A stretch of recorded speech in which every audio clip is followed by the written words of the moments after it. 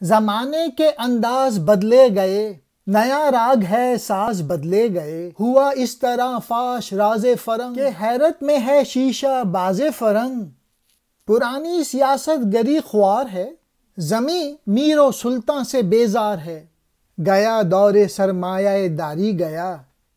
تماشا دکھا کر مداری گیا، گراں خواب چینی سنبھلنے لگے، ہمالہ کے چشمے ابلنے لگے، دل طور سینہ و فارا دو نیم، تجلی کا پھر منتظر ہے کلیم، مسلمان ہے توحید میں گرم جوش، مگر دل ابھی تک ہے زنار پوش، تمدن تصوف شریعت کلام، بتان عجم کے پجاری تمام، حقیقت خرافات میں کھو گئی، یہ امت روایات میں کھو گئی، لبھاتا ہے دل کو کلام خطیب، مگر لذت شوق سے بے نصیب، بیاں اس کا منطق سے سلجھا ہوا، لغت کے بکھیڑوں میں الجھا ہوا، وہ صوفی کے تھا خدمت حق میں مرد، محبت میں یکتا حمیت میں فرد، عجم کے خیالات میں کھو گیا، یہ سالک مقامات میں کھو گیا، بجھی عشق کی آگ اندھیر ہے،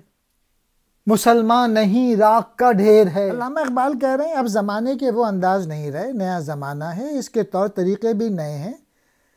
پرانے ساز باقی نہیں رہے، یعنی پرانا زمانہ اب نہیں ہے، اور جو بھید چھپائے ہوئے تھے باہر کے لوگوں نے وہ ظاہر ہو گئے ہیں، وہ خود ہی اپنی عیاری اور مکاری کے ظاہر ہونے پر دنگ ہو کے رہ گئے ہیں، کیونکہ وہ سمجھے بیٹھے تھے کہ ان کی مکاری کا پردہ کبھی چاک ہونے والا نہیں۔ اس زمانے میں باہر کے لوگوں نے ہندوستان پہ قبضہ کیا ہوا تھا۔ سیاست کے پرانے ہتھ کنڈے بیکار اور ذلیل و خوار ہو گئے، اور سارا جہاں ملوکیت کو نفرت اور بیزاری سے دیکھ رہا ہے۔ سرمایہ داری کا جو دور ہے ختم ہو رہا ہے، اور یہ دور مداری کا تماشا تھا، اور تماشا دکھا کے مداری چلا گیا۔ چینی جو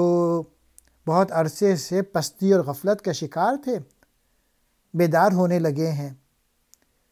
اور یہ پریڈکشن اقبال نے کر دی تھی، اور آج جو ہے وہ چین سپر پاور کی طرف بڑھ رہا ہے، اور چینی غلامی سے خود کو آزاد کرنے کی جدوجہد میں لگ رہے ہیں۔ ہمالیہ پہاڑ کے چشمے میں جوش میں آ کر ابلنے لگے ہیں، یعنی ہندوستان بھی آزادی کی نعمت پانے کے لیے کوشش کرنے لگا ہے، کیونکہ اس زمانے میں ہندوستان غلام تھا۔ دل طور سینہ و فارا دو نیم، اب اقبال کہہ رہے ہیں جس طرح کوہ طور پر حضرت موسیٰ علیہ السلام اور فاراں کی چوٹی پر حضرت صلی اللہ علیہ وآلہ وسلم کائنات نے معجزہ نمائی کی، آج بھی پوری ملت اس طرح کے موضوع کی منتظر ہے، خود کسی قسم کی عملی جدوجہد سے گریزاں ہے، یعنی خود عمل نہیں کر رہے، بس معجزے چاہتے ہیں ملت کے لوگ۔ اور حد تو یہ ہے کہ رہن سہن ہی نہیں، تصوف شریعت اور علم کلام، غرض آج کے مسلمان میں اسلام کے نظریات کے بجائے عجمی نظریات کا رنگ زیادہ غالب ہے۔ اس کا نتیجہ یہ برآمد ہوا کہ ملت کے جو لوگ ہیں وہ حقیقی تعلیم اور فضول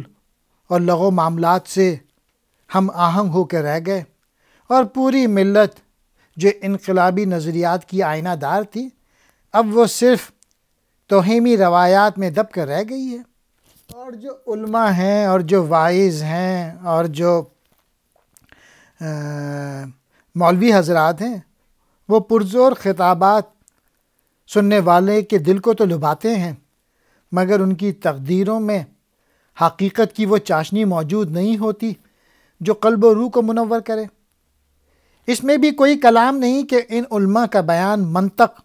اور فلسفے کے علوم سے آراستہ ہوتا ہے، اور یہ ثقیل باتیں کرتے ہیں، مشکل الفاظ استعمال کرتے ہیں۔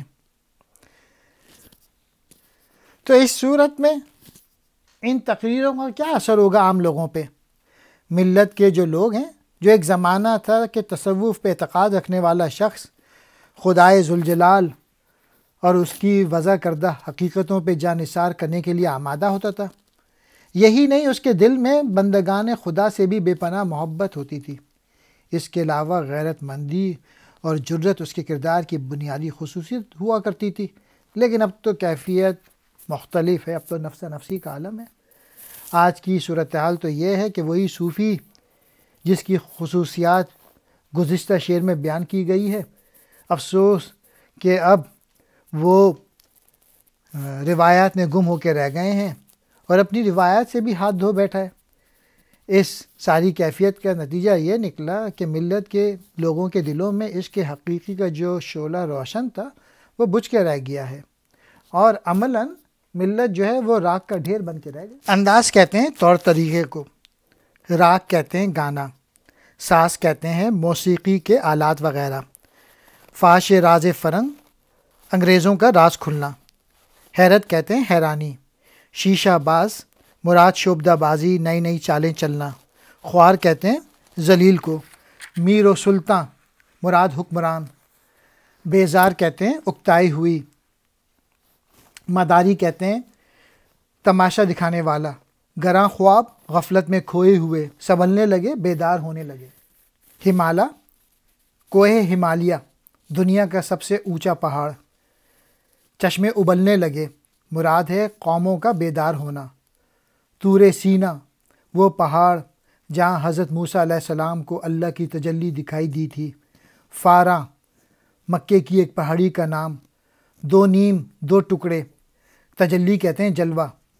منتظر انتظار میں ہونا،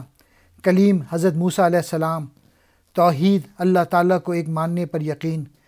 گرم جوش پرجوش، زنار پوش مراد بتوں کی پوجا کرنے والا، تمدن کہتے ہیں رہن سہن، تصوف کہتے ہیں روحانیت کو، شریعت کہتے ہیں اسلامی اصول و قانون، کلام کہتے ہیں باتیں وغیرہ، بتان عجم